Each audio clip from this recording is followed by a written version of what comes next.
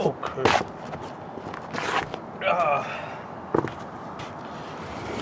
We're doing our drunken outdoor cigar vodka martini wines, I guess. We don't get a lot of cars here, but I seem to have picked a time with a car and a skateboard coming. What I wanted to talk about was something I've touched on before, which is the grief factor.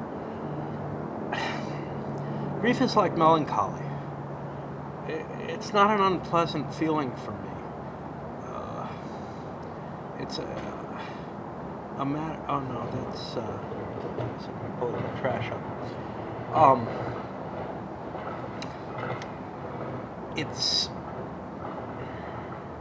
almost a pleasant feeling, a reflection, a way of touching on emotions, etc.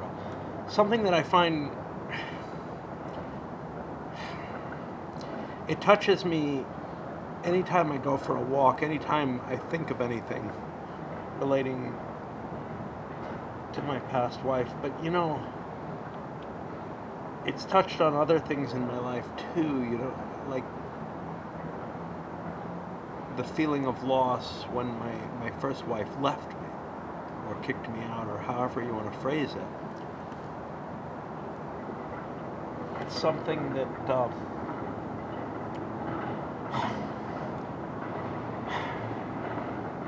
wallowing in my autumnness is what it comes down to.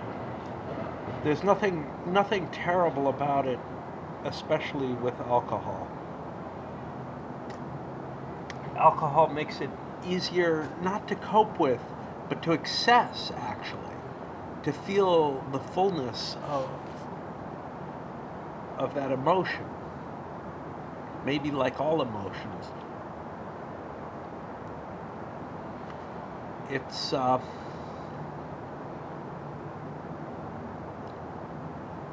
not something to be shunned, though. I find the grief to simply be.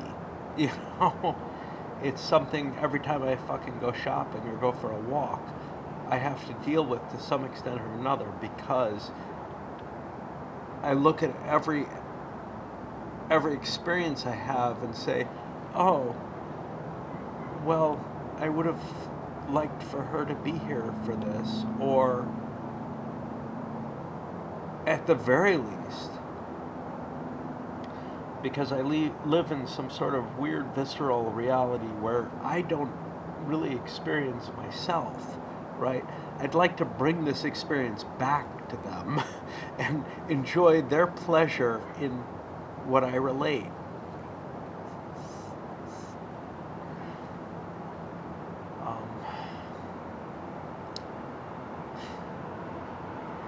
This is sort of a weird touching of base, honestly, which is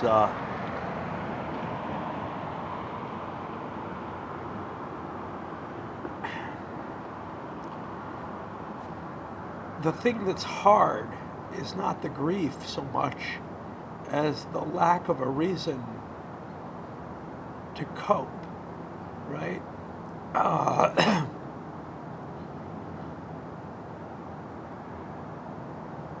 Alone, it seems the only reason is some hope of finding someone I can really share with. And I mean, in some sense, that's what the video is. It's a way to share, but I can't get the exact reaction back. I can pretend it with my sex doll. You know? I spend some nights, not every, I put it under an electric blanket so it's warm, and I curl up with it and say good night, you know, and wish that, like, I'm so tired, which I don't even say to it, it would come back with, you're a tard, you know. But there's a certain comfort to that, certain comfort to everything, really, that allows me to pretend to an existence. And in a sense,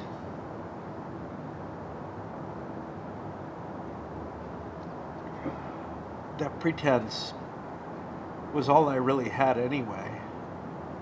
Because it's like there's nothing really here. There's nothing really in me. Um, except frustration and complaints, you know. No, the hard part, to get back to where I was, in my semi-inebriated state. I've had a full martini already. This is a half one.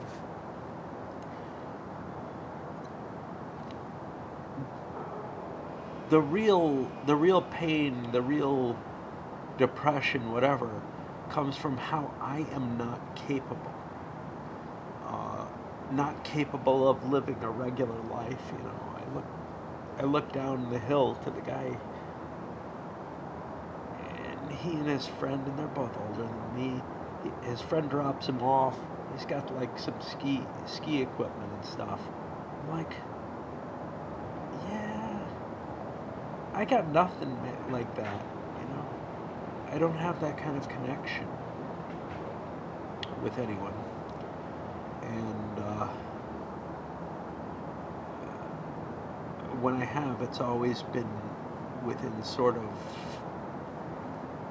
those intimate relations, not necessarily sexualized. I've had it with a couple of friends throughout my life, very few. Um, but just that comfort of being in its right, you know, it's all fine. No, the loss is those personal failings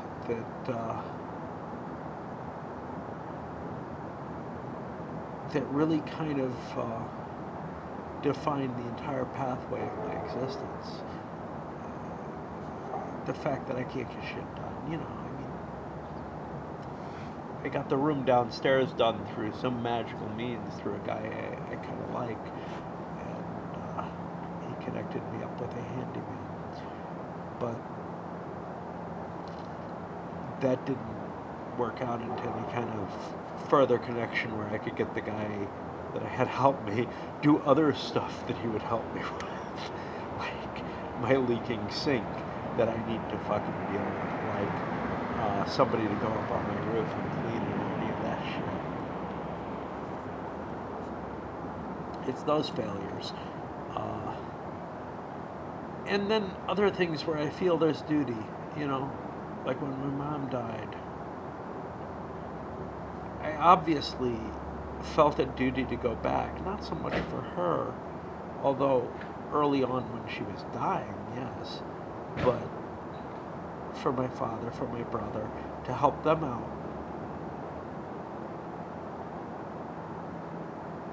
But when it comes to it, there's nothing here. There's nothing that can operate as a functional human.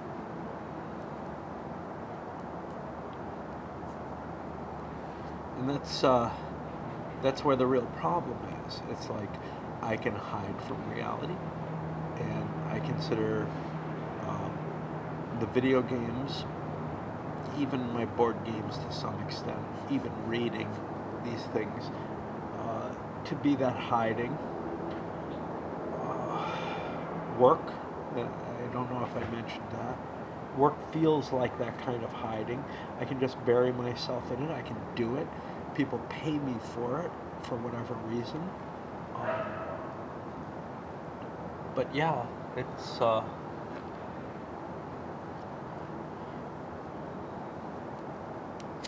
when I'm faced with the things that I have to do for myself, taxes, I got that out of the way because I thought I had to do that for my lawyer. Turns out I didn't. And I would have put it off another month or now another couple weeks. But the things that I have to do, for me, they just don't easily get done. I don't have that motivation. With my wife here, I felt like I absolutely had to try and make it possible she could survive when I died. Which, I thought, well, I got at least another 20, 30 years in me, right? But 20 or 30 years, she'd still be a reasonable age with some more years left on her. It's not that easy now. Now it's like I can't find that purpose. Not that I got things done, but I got more done. And cared a little bit more. I cared if the fucking power would go out and it would be freezing, because that would be hard for her. Going the wrong way with this. I'm going the wrong way with this. I can tell. The intention was to express that the grief itself is not the problem. The problems were always there. The problems are with me coping with reality, with being able to do what normal people can do almost seamlessly, I think.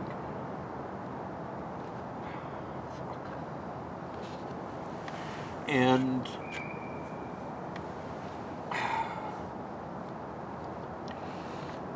what I can do, what I can face, is such a limited thing.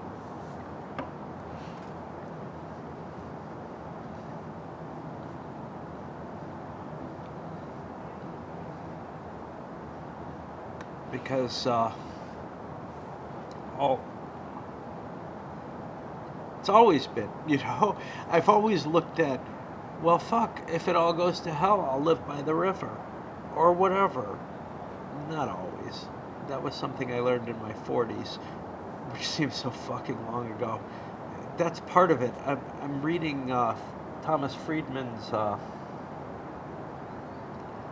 Earth is Flat, I think it's called. Which was the update that I read, or I'm reading, from 2006. And, I'm looking at the historical events, both in computers and technology, but also with the fall of the Berlin Wall and everything. And I'm thinking, Jesus, when I count the years, that's so long ago, it stretches back to a time that's the midpoint of a time that goes beyond my life. So we're looking 30 years ago. 30 years before that is 61. I can't even imagine 61, right? 1961 is an era before the hippies, an era before the sexual revolution, an era that's Leave It to fucking Beaver, to me. It seems as far away in ways as I Love Lucy and almost The Honeymooners. They seem all the same, and All in the Family. It all seems of the same cloth, a cloth that I understood, one that was from my youth, and that made sense to me. But it's not the reality that I've lived my whole life, really. The reality that I've lived has been so different. It's let's look at the 80s, right? To go a little further back. I reached my adulthood in the 80s.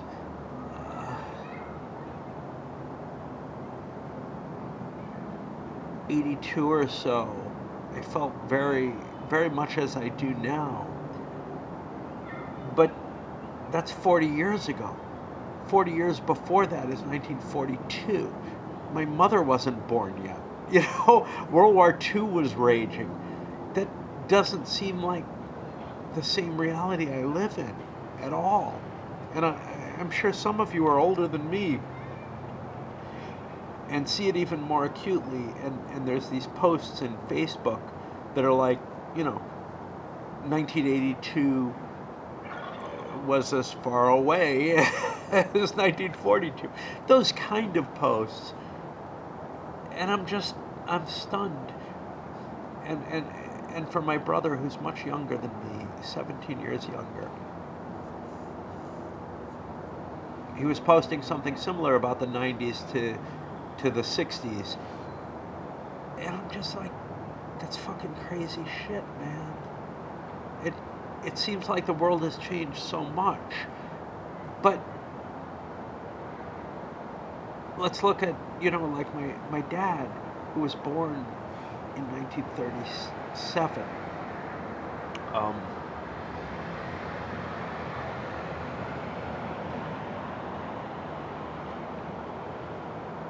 And that's more than 80 years ago.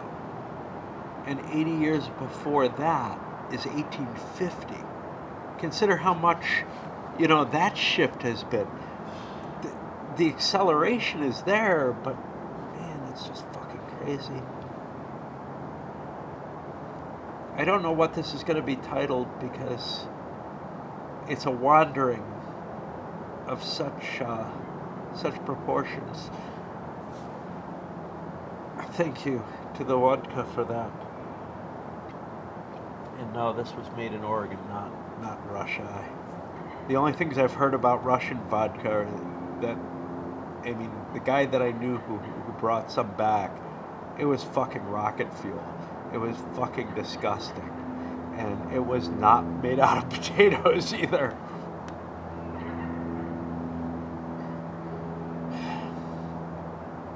What am I trying to express other than my drunkenness?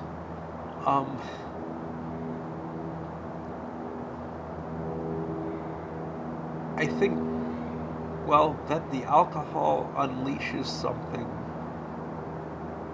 that I find is beautiful. Not dulling, rather a heightening of the senses, or at least an opening to be willing to feel. Feeling is something that as an adult we kind of learn not to do. And I mean, you can't do it all the time. That's for certain. A friend of mine on Facebook PM'd me or whatever about grief, and I'm like, it's not the grief, you know? It's who I am, how pathetic I've always been, and that the only thing that motivated me was helping someone I fucking cared about. Trying to set up a reality for them that would be at least as good as what my first wife gave to me.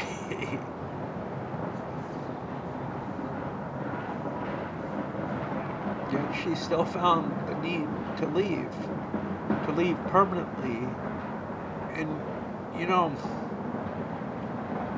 it's not the grief, it's the guilt, right?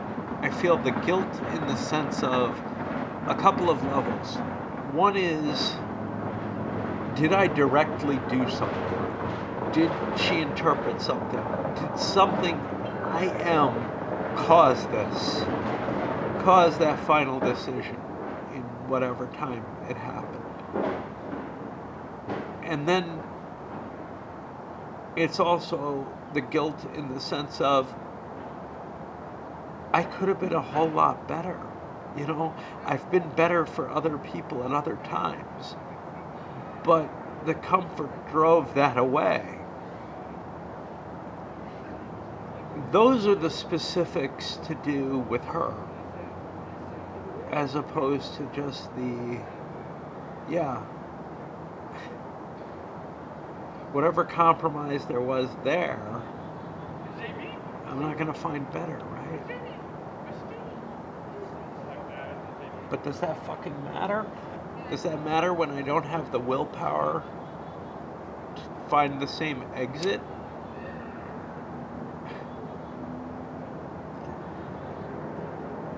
And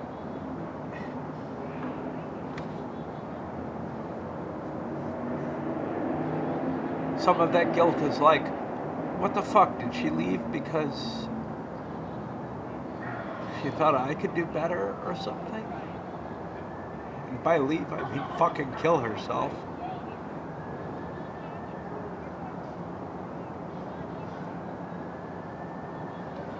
I made my decisions rationally.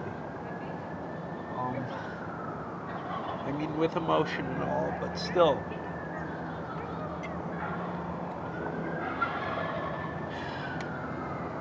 I don't know.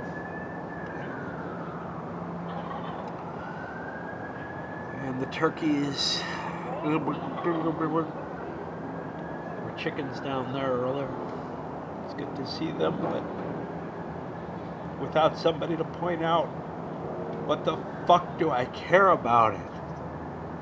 I mean, what does anything fucking matter if I can't make somebody else feel because of it? And that's what sometimes I pretend the dancing is. Or maybe it is, I don't know. That other people fucking feel because of it. Because God knows I can't really anymore. And there I use the singular for God, and it's so wrong for me. But, yeah. We learn, don't we? We learn from our youth. We learn to be the things that are shadows of our parents. And that's one strong reason why I never wanted to spawn. I don't want shadows to learn from me.